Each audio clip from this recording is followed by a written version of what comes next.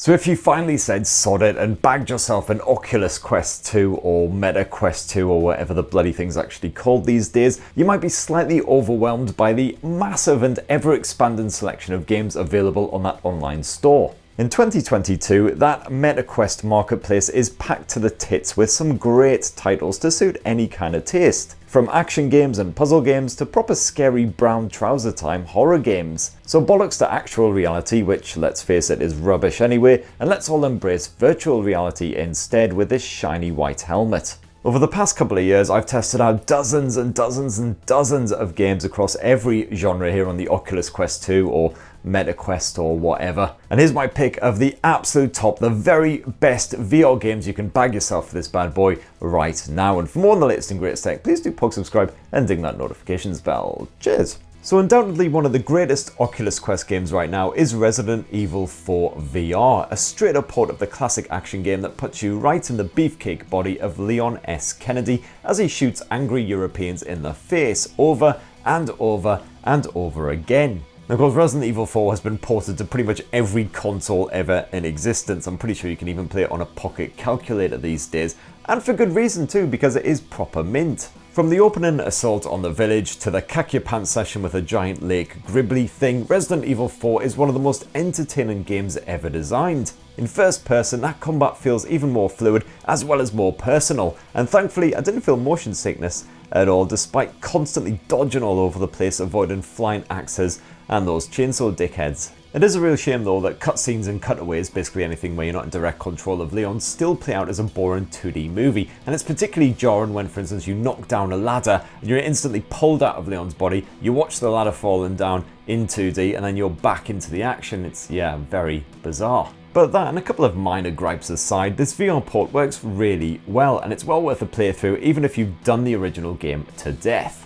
Now, if you're in the mood for some more light-hearted VR fare, well, definitely check out I Expect You to Die 2, which is unsurprisingly the sequel to I Expect You to Die, which, by the way, if you haven't played either of these games, some of the best fun you can have with one of these things strapped to your bonce. This tongue-in-cheek adventure slaps you in the sexy tux of a secret agent and thrusts you into various perilous, far-fetched situations. You'll need all of your wits to solve the many puzzles and escape each scenario unharmed, so don't go down in too many martinis first. With its tongue-in-cheek humour, clever mind twisters and impressive interactivity, I Expect You to Die and I Expect You to Die 2 are just absolutely bloody delightful, although also pretty damn short. Now, I absolutely adore the PlayStation Spiderman games, and I've always hoped that they would make the jump to VR, but while we're waiting for that to maybe eventually happen, well, definitely check out Resist on the Quest 2. This mission-driven adventure game has you swinging around a virtual city just like the Webbed Wonder, except here you've got a couple of guns to blow away any bothersome enemies. I was actually quite surprised that I didn't immediately want to hurl my guts up while launching myself around this shiny and surprisingly massive city, but the devs have chucked in quite a variety of control methods and comfort-based options, so you're bound to find something that works for you. Just dicking about soaring from one end of the place to another is fun enough once you get used to the controls, that is, but you've also got a number of missions to complete tied together with a typically hokey comic book style plot.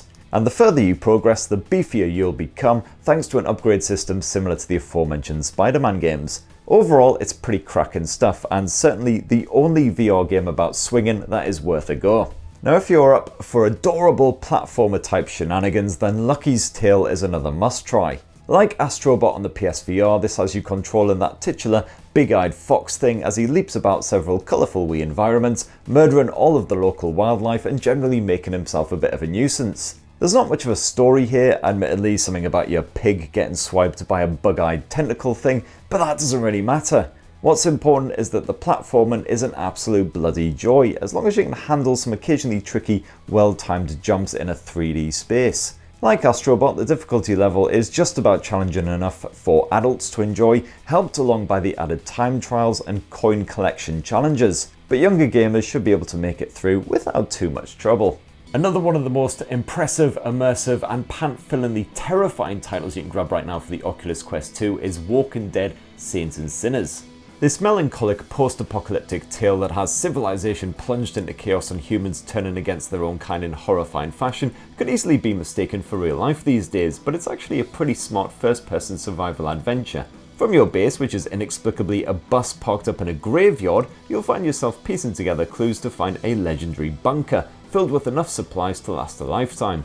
All the while you'll need to scavenge for food, bandages, weapons and materials that you can strip down and use to craft more useful items. The real joy of Saints and Sinners is that tense exploration. You'll need to creep cautiously through the skeletal remains of civilization, either sneaking by the shuffling dead or ending their misery with a brutal selection of melee and ranged weapons. The stealth mechanics are solid, and going one-on-one with a zombie and a shiv never gets old. You can't just poke that rusty blade into the head with a pathetic wee jab, you need to properly swing it into their skull and penetrate that brain to put their lights out proper. Not enough force and you just end up grappling with a seriously miffed off corpse. It's suitably groovy and it's bloody amazing. And tension is ramped up even further because you are working against the clock. If your wristwatch goes into the red, that means the bells are going to toll and the walking dead are going to flood the streets, which is about as much fun as being in blue water on a Saturday afternoon. And if the sound of that really basted your Christmas spuds, we'll definitely check out Arizona Sunshine as well. Yes, it is yet another first-person zombie survival shootery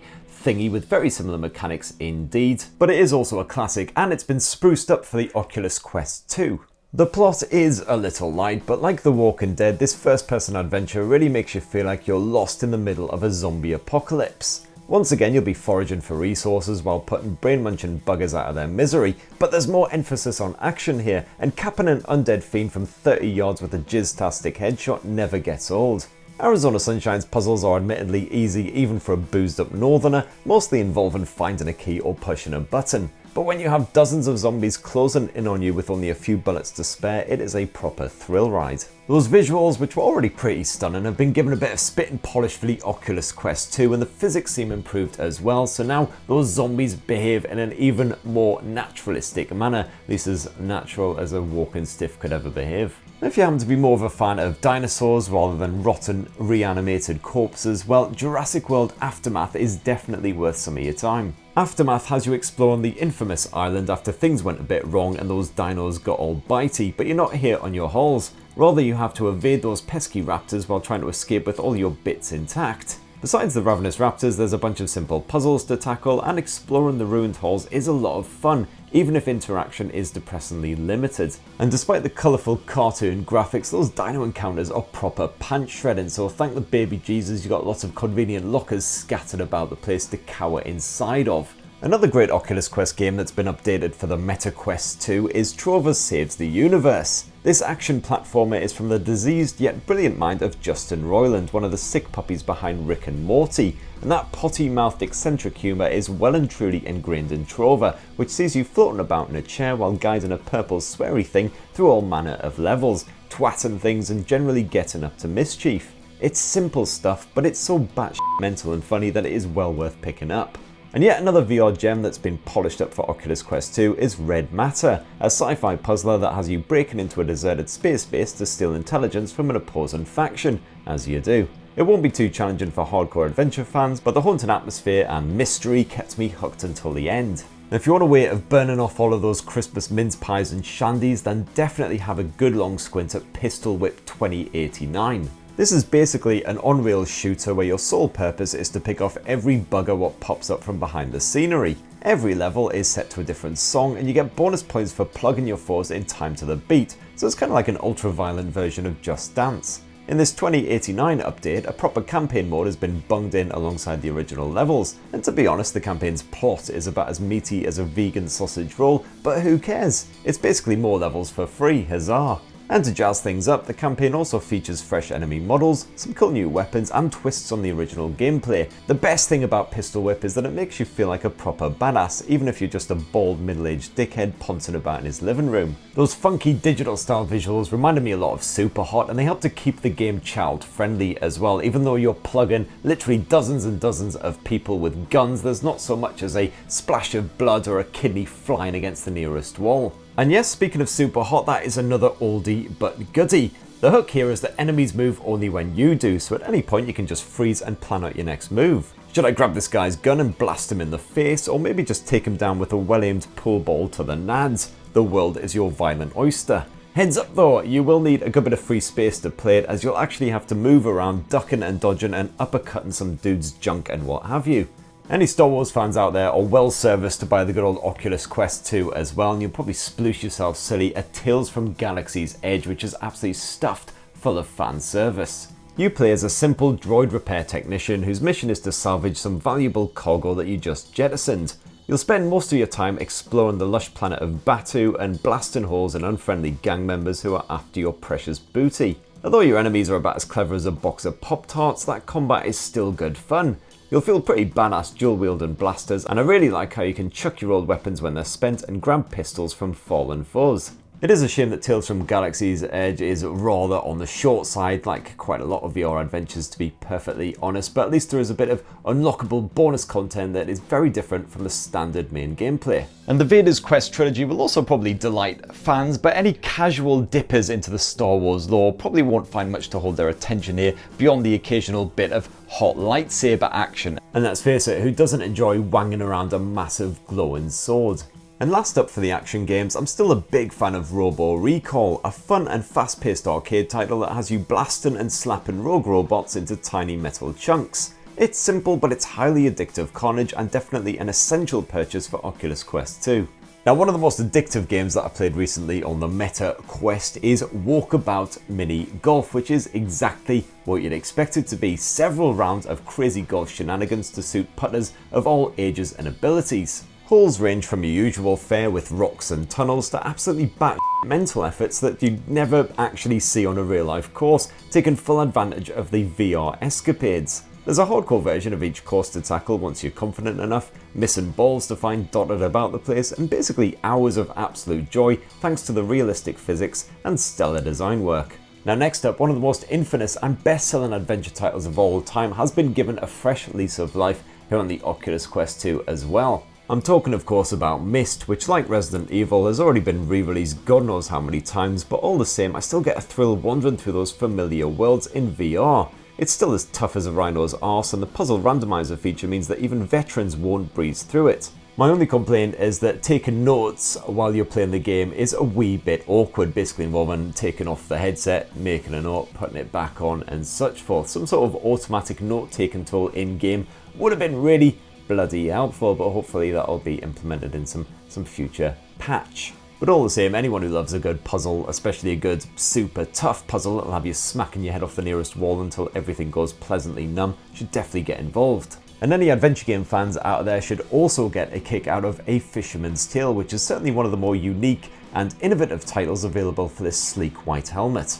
This time around you play as a wooden puppet who lives in a lighthouse, naturally, and who also spends his spare time working on a small wooden replica of his homestead. But one day when you lift the roof off, you discover a tiny version of yourself in there. And not just that, but your own home's roof appears to have lifted off and now an enormous you is looming overhead. Thus begins an absolute mindfuck of an adventure where you basically have to solve puzzles by passing items between big you and little you in order to manipulate your environment. And yes, I realise I'm making about as much sense as I usually do after 10 pints of bitter, but really it's one of those games you just have to play and experience for yourself. It is a work of pure genius, and getting through will take some proper lateral thinking as well as some thorough exploration and perhaps a healthy dose of illicit substances. Factor in the surprisingly emotional story and that slick presentation, and this is one of my favourite all-time titles for the Oculus Quest 2. And lots of love also goes to Room VR, a dark matter which has been built from the ground up for virtual reality, although it does work in much the same way as those mobile games. A dark matter casts you as a London detective in the early 20th century, and your objective is to find out what happened to a missing archaeologist who just mysteriously vanished.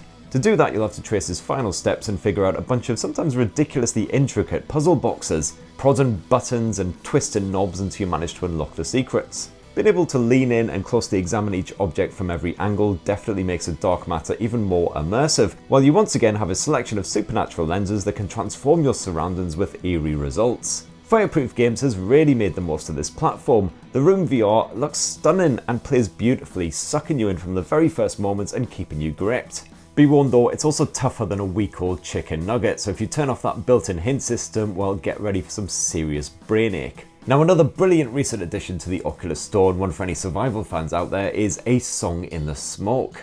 This challenging title has you crafting tools, foraging for food, and fighting off beasties as you search for 3 purple glowing rocks for reasons. And this is hardcore stuff. There's not a Primarch in sight, so you'll have to skin animals to clothe yourself and build campfires at night to ward away the horrible gribblies that lurk in the darkness. It's very tough stuff and definitely not for the weak of heart, especially with the limited number of saves in each stage, so only true hardcore survivalists should apply.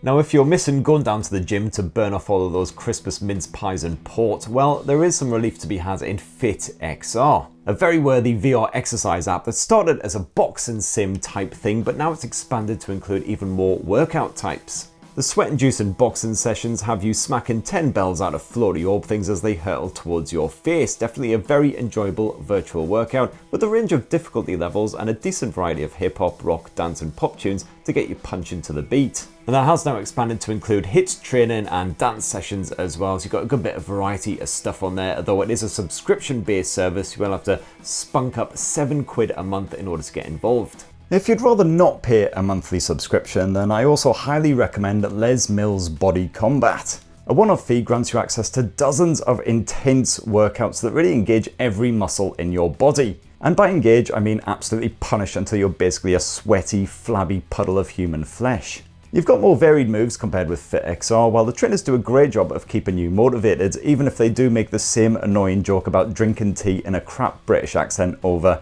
and over and over. And you'll also get a decent workout from Audica, a highly satisfying Oculus Quest rhythm-based game which has you dual-wielding pistols and blasting fast-moving targets to the beat of a pumping dance soundtrack.